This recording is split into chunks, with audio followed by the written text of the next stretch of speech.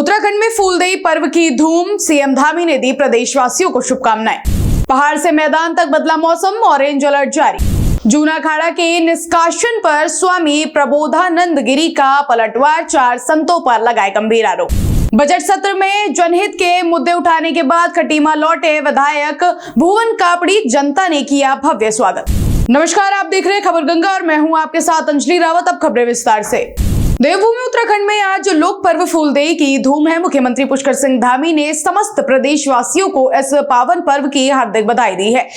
Social media platform x पर post करते हुए मुख्यमंत्री ने पारंपरिक पंक्तियों फूलदेई क्षमा देई दैणी द्वार भर भकार के साथ राज्य की खुशहाली की कामना की।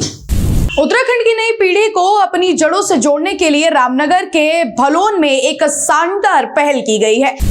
धातु संस्था के सहयोग से यहां महीनों भर चलने वाले फूलदेई उत्सव का आगाज हुआ। इस कार्यक्रम में दर्जनों बच्चों ने पारंपरिक अंदाज में देहरी पर फूल बरसाकर त्योहार का आनंद लिया। मेरा नाम स्नेहल है, मैं junglexp.in से हूँ, जो हमें पूरा इवेंट फूलदेई का वाना रिट्रीट में आज करवा रहे हैं। ये इवेंट फूलदेई जो फेस्टिवल है, जो लॉन्ग लॉस्ट है, इसको हम वापस से रिवाइव करने के लिए ला रहे हैं ताकि सारे यहाँ के लोकल लोगों को, बच्चों को एक मौका मिले। और हम ये इन कोलैबोरेशन विद दाद करवा रहे हैं, जो एक बहुत पुराना, बहुत ही रिनाउंड एक ऑर्गेनाइजेशन है, एनजीओ है, जो ये काम बहुत सालों से करवाता आ रहा है। ये बच्चे सारे आए हुए हैं, सारे यहाँ के लोकल स्कूल के हैं। वाना रिट्रीट और दाद का ये मानना है कि ये हमारी जिम्मेदारी है कि सारे जितने भी हमारे जो यहाँ पे जितने भी बच्चे हैं, उनको एक क्रिएटिव स्पेस मिले, वो लोग वापस से अपने नेचर से, अपने उससे जुड़े, अपने कल्चर से जुड़े। और बहुत सारे यहाँ की प्रॉपर्टीज जो है, वो ये सारा कल्चर भूल गई है या नहीं करवाना चाह रही है। हम एज वाना रिट्रीट कॉर्बेट, ये हमारी जिम्मेदारी हम मानते हैं कि हम ये सारे कल्चर को वापस से सारे गाँव को जोड़े, कम्युनिटी से जुड़े और वापस से ये सारा कुछ हम लोग ऑर्गेनाइज करें। मेरा नाम तन्मय मंगाई है और मैं धात संस्था से हूँ। धात उत्तराखंड का एक पुराना संगठन है जिसका मतलब होता है आवाज देना। और आज हम यहाँ पर फूलदेई के शुभारंभ के लिए आए हैं वाना रिट्रीट में। फूलदेई का शुभारंभ इस तरह से कि आज से चैत का महीना शुरू हो रहा है। पहाड़ में लोग, बच्चे घरों की दहलीज पे फूल डाल करके और उसके एवज में बड़े जो उन्हें आशीर्वाद देते हैं, उसके साथ अच्छा मनाया जाता है। लेकिन धारने से रचनात्मक एक पक्ष देते हुए इस पूरे महीने बच्चों से फूल डालने के अलावा उनके जो मन की गतिविधियां हैं, वो चाहे उनके रचनात्मक पक्ष है, वो लिखते हैं, ड्राइंग करते हैं, गाना गाते हैं, इस तरह को ध्यान में रखते हुए 10,000 बच्चों के साथ इस फूलदेई को आयोजित करने का तय किया, जिसमें हम फूलदेई शीट्स पूरे स्टेट में भेज रहे हैं। तो वाना रिट्रीट ने इसके शुभारंभ के लिए रामनगर में हमें यहाँ बुलाया, तो हम इसके लाभारी हैं। और आज से शुरू होने वाला है ये फेस्टिवल, जिसमें अभी पीछे देख सकते हैं कि बहुत सारे बच्चे ड्राइंग कर रहे हैं। ये आने वाले पूरे 1 महीने चलेगा, जिसमें पूरे प्रदेश के पिथौरागढ़ से लेकर चमोली तक के बच्चे हिस्सेदारी करेंगे। और जो श्रेष्ठ बच्चे होंगे किसी भी प्रतिभा के, उनको फिर पुरस्कृत किया जाएगा। फूलदेई का मुख्य उद्देश्य है बच्चों को रचनात्मकता से जोड़ना, क्योंकि आज की तारीख में बच्चों पर बहुत पढ़ाई के दबाव आते हैं। तो हम चाहते हैं वो बच्चे रचनात्मक होंगे तो उससे वो अपने जीवन का बेहतर तरीके से मुकाबला करें। हरिद्वार के सिडकुल क्षेत्र में हुड़दंगी और सार्वजनिक संस्थानों पर जाम छलकाने वालों के खिलाफ पुलिस ने कड़ी कार्रवाई की है। एसएसपी नवनीत सिंह के निर्देश पर चलाए गए इस विशेष अभियान के दौरान पुलिस ने 65 लोगों को दबोचा। इस छापेमारी में होटल, ढाबों और सड़कों पर नशा करने वालों के खिलाफ 81 पुलिस एक्ट के तहत कार्रवाई की गई और 16,250 का जुर्माना वसूला गया। रुड़की शहर के लिए राहत भरी खबर सामने आई है। पिछले 6 दिनों से जारी नगर निगम के आउटसोर्स सफाई कर्मचारियों की हड़ताल आखिरकार खत्म हो गई है। मेयर अनीता अग्रवाल और नगर आयुक्त के साथ कई दौर की विफल वार्ताओं के बाद विधायक प्रदीप बत्रा की मध्यस्थता रंग लाई है। विधायक और नगर अधिकारियों के बीच हुई निर्णायक बैठक के बाद कर्मचारी काम पर लौटने को तैयार हो गए हैं। सभी की मांग जो थी उसको पूरा कर लिया गया है और जो शासन सब लोग वहाँ कराया जाएगा और यहाँ से बोर्ड होना है, यहाँ बोर्ड से एक बार शासन मीटिंग को तय करेंगे और शहर को किसी तरह खराब नहीं हो जाएगी और शहर का माहौल जो है अच्छा रहेगा। सभी सफाई मित्रों के साथ रहेंगे और सब लोग मिलकर सफाई। चलो हो गया, किसी भी कंपनी के वो सब बातें हो गई हैं और दोबारा सभी चीज़ें आ जाएंगी, सभी चीज़ें आने वाली। सफाई कर्मचारियों के साथ जो है लगभग पिछले 6 दिनों से जो गतिरोध चल रहा था, उन्होंने कुछ अपनी मांगों को लेकर एक स्ट्राइक की हुई थी, हड़ताल पे बैठे हुए थे। वो लगातार हमारी वार्ता चल रही है। आज हमने अंतिम वार्ता के लिए उनको बुलाया हुआ था और माननीय आज विधायक जी भी पहुँच गए थे। तो निष्कर्ष जो हमने कल परसों की वार्ता में जो निष्कर्ष निकला था उस पर सबकी सहमति बनी और आज जो है उन्होंने अपनी स्ट्राइक खत्म की। ऐसा ना लगभग मेन उनके 3 बिंदु थे। 3 बिंदु में 2 बिंदु हमारे स्तर के थे, वो हमने पहले भी मान लिए थे।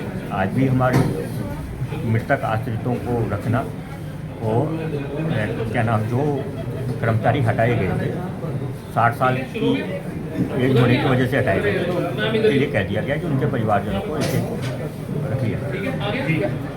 और रही बात उसकी क्या नाम अपना संविदा पे उपनल पे रखने की या नियमित करने की, वो हमारे स्तर की बात नहीं है, वो शासन के स्तर की बात है। तो वो माननीय मुख्यमंत्री शासन को यहाँ से रिकमेंड करके भेज दिया जाएगा, फिर वो उसका निर्णय शासन लेगा।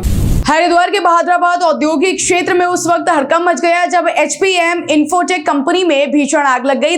देखते ही देखते आग की लपटों ने विकराल रूप धारण कर लिया, जिसके बाद दमकल की कई गाड़ियों ने मौके पर पहुंचकर कड़ी मशक्कत के बाद आग पर काबू पाया। राहत की बात यह रही कि हादसे में कोई जनहानि नहीं हुई। हरिद्वार में यातायात नियमों की धज्जियां उड़ाने वालों की अब खैर नहीं। SSP के निर्देश पर पुलिस और CPU यूनिट लगातार सघन चेकिंग अभियान चला रही है। ताजा कार्रवाई में पंतदीप पार्किंग के पास ब्लैक फिल्म और ट्रैफिक नियमों का उल्लंघन करने वाले वाहनों के धड़ाधड़ चालान काटे गए। हरिद्वार में स्वामी प्रबोधानंद गिरी और जूना अखाड़ा के बीच विवाद गहरा गया है। प्रेस क्लब में आयोजित वार्ता में स्वामी ने अखाड़े द्वारा किए गए निष्कासन को पूरी तरह निराधार और दुर्भाग्यपूर्ण बताया। उन्होंने दावा किया कि जब वह कभी अखाड़े के औपचारिक सदस्य ही नहीं रहे तो निष्कासन का सवाल ही नहीं उठता। करने की इसलिए बड़ी कि धर्म समाज में विशेष रूप से जूना अखाड़े के 4 तथाकथित पदाधिकारी प्रेमगिरी, हरिगिरी और मोहन भारती, नारायण गिरी, इन्होंने गैंग बना करके जूना अखाड़े का सर्वनाश कर दिया है। तो जूना अखाड़ बचना चाहिए, जूना अखाड़े की प्रतिष्ठा बचनी चाहिए। जूना अखाड़े को और समाज के लोगों को इनका बहिष्कार करना चाहिए।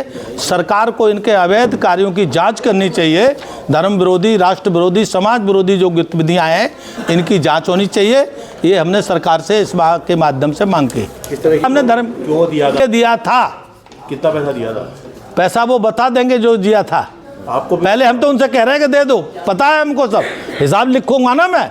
अभी मैंने पूरा हिसाब लिखा नहीं है ना, हिसाब लिखूंगा, जोड़ूंगा। जितना गया है वो सब पैसा हमारा दे दें वापस, अगर नैतिकता है। क्योंकि हमने पैसा धर्म के लिए लिया था और धर्म के लिए दिया था, अधर्म के लिए नहीं दिया।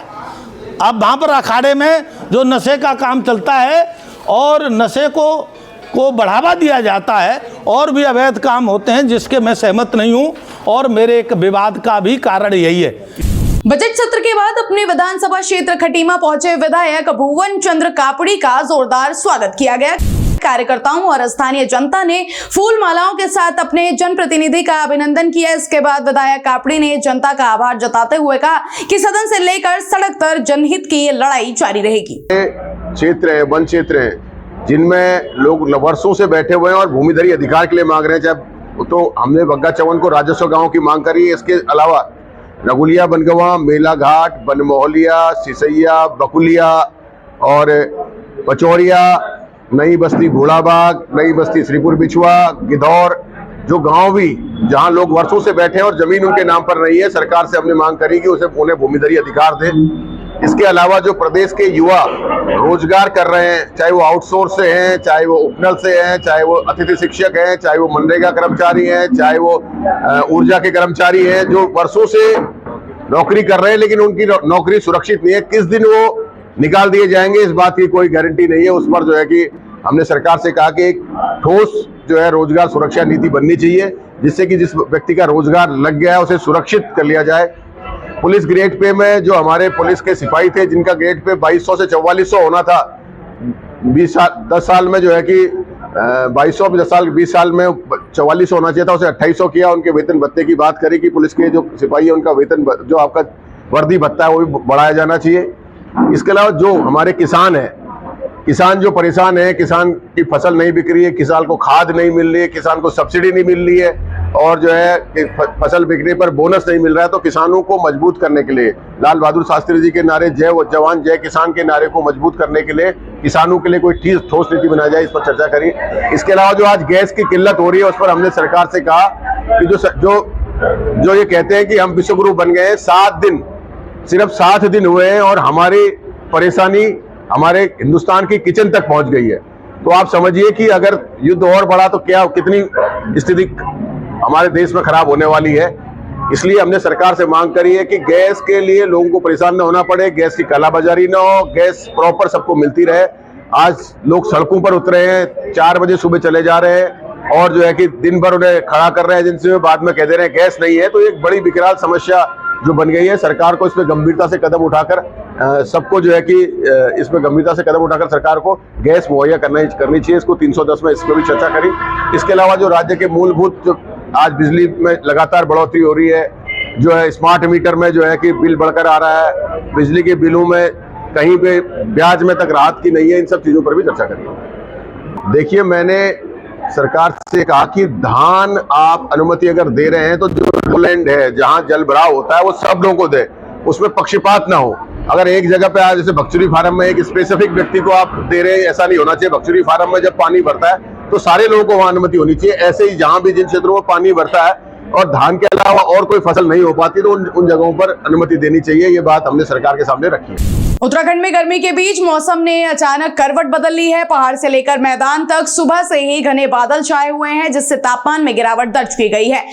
मौसम विभाग ने आज प्रदेश के 5 पर्वतीय जिलों उत्तरकाशी, रुद्रप्रयाग, चमोली, बागेश्वर और पिथौरागढ़ के लिए ऑरेंज अलर्ट जारी किया है। यहाँ 40 से 50 किलोमीटर प्रति घंटे की रफ्तार से तेज तूफान और बारिश की आशंका जताई गई है। साथ ही मौसम विभाग ने लोगों को ऊंचाई वाले इलाकों में सतर्क रहने की सलाह दी है।